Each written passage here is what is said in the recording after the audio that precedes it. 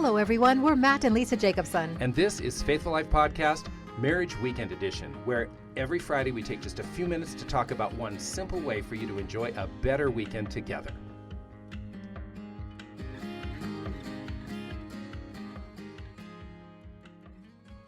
Hello, everyone. Yes, hello. All right, here we are. We're on the front end of the weekend, and we are going to have a great weekend together, aren't we, babe? Yes, we are. Absolutely. That's our plan. We hope you have the same plan.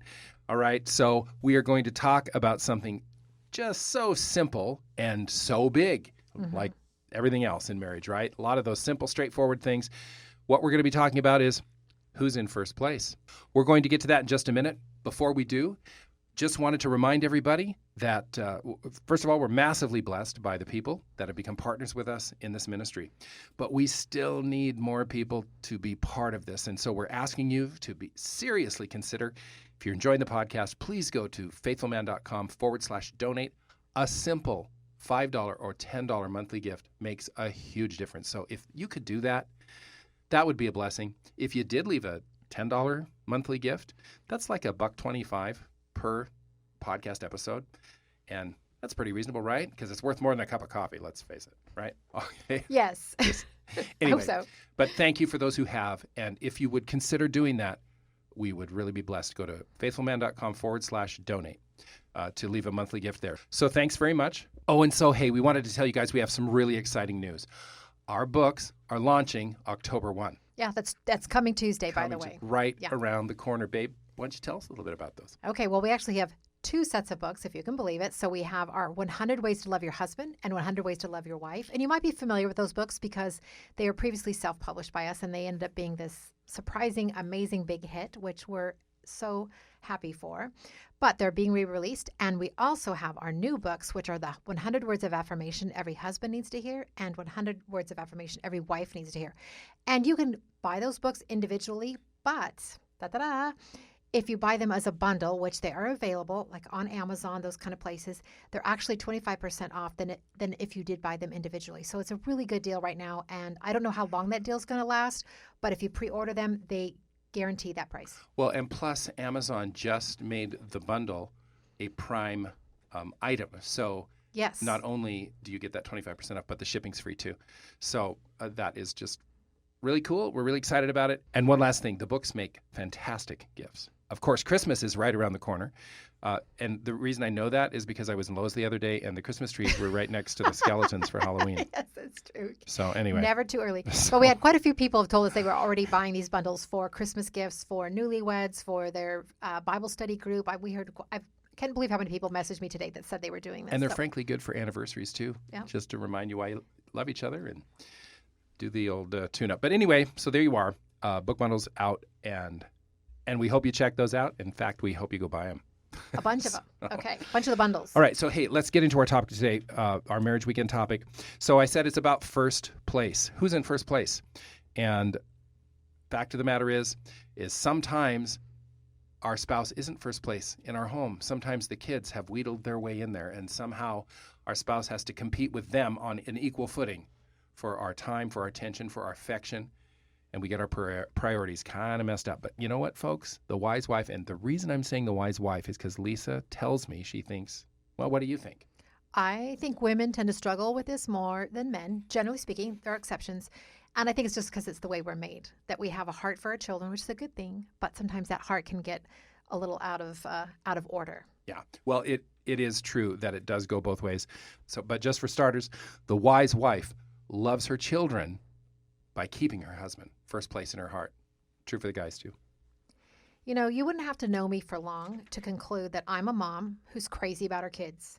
I think about them, I pray for them, make time for them, talk to them, listen to them, laugh with them, love on them. I am definitely a bit crazy when it comes to our kids. In fact, I love our kids so much that I'm willing to sweep them aside when their dad walks through the door. All our kids know the drill. When Daddy returns home, everyone moves over to clear a path for what's about to take place. There's sure to be some hugging and kissing and who all knows what else. So it's best to find something else to do. I've been told that I have to be more careful. Yes. Just saying. It's a little too frisky. But yeah, so when Matt walks in the door, there's a okay, dad's here and there goes mama. Because even though I love our children, my husband is first in my heart. And the fact is, it's kind of funny because the kids don't even mind that much. Mm-mm. They might protest a little bit here and there, but overall, they are absolutely good with taking second place. They don't feel rejected. They don't feel hard done by. They don't feel denied. In fact, we believe that they kind of like. In fact, we know that they do now that the years have gone by and we have some older children. Yeah. You know, in the moment, there's a few giggles, maybe some groans, especially with the teenagers, right? But overall, they're very pleased with the way things are between Lisa and me, and it means a lot to them when dad and mom love each other. You are bringing a sense of order, a sense of security, and a sense of place into their thinking. They see us kiss, talk kindly, laugh together. It's a very, very positive thing. And it's as though we're not only speaking love to each other, but we're speaking love to them because kids need the parameters of the place that they inhabit in the home. And when you have a free-for-all, when the relationships are out of order and the priority is out of order, they'll demand that as a younger kid, but they feel better and they feel more secure when dad and mom protect their relationship and the order of the relationships in the home. When the kids know that dad and mom are number one with each other, they feel more secure and they actually feel more, not less loved. Yeah, when mama stops everything she's doing to welcome dad home, when she wraps her arms around his neck and smiles up at his face, when she makes caring for him her priority, it's actually showing our kids that there's a lot of love in this home and love that can't help but overflow into everybody else around us. See, when you love each other, when dad and mom love each other, it provides a warm, caring atmosphere in the home. It just sets the tone in the home.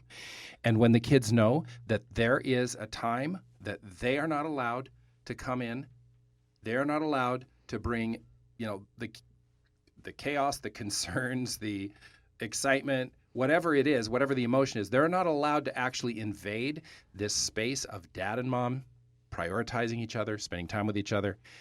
You are speaking security into them. And when they're made to wait, you're actually teaching them to govern themselves. And that is such a valuable thing for kids to learn. Yeah, even if your kids are really young, like say they're a toddler, I know we think, toddlers have to have their needs met, and they do have to have their needs met, but I think we need to be really careful that we're not confusing needs with wants. So if it was Matt and I, and we were sitting down on the couch, maybe just talking before dinner at the end of the day, and our toddler would come up to us and wants a drink of water, and we would actually say, no, you're going to wait. Daddy and mommy are talking, and just so you know the kid's not dying of thirst. Like she just had a drink 20 minutes ago. You don't die of thirst in 20 minutes. And so most of the time it's actually a bit of a ruse to get attention, by the way. Absolutely. So there's nothing wrong with saying, nope, we want you to wait a few minutes while we finish up this conversation. Daddy and mommy are talking with one another. Daddy and mommy are loving one another right now. And from the youngest age, we communicate that, again, carefully, not obviously, without mindful of what their true needs are. But like I said, most of the time, those needs and wants get a little bit confused. So we want you to ask yourselves, we want you to take inventory of your home. Have you allowed the kids to get in the way of your relationship? Have you made attention to them a priority over attention to each other? Have you made time with them a priority over time with each other? We know for a fact that there are many of you that have experienced this because you've written us and you've said, this is an issue in our marriage. Mm-hmm. I'm feeling neglected because my kids are focused on by my husband or by my wife.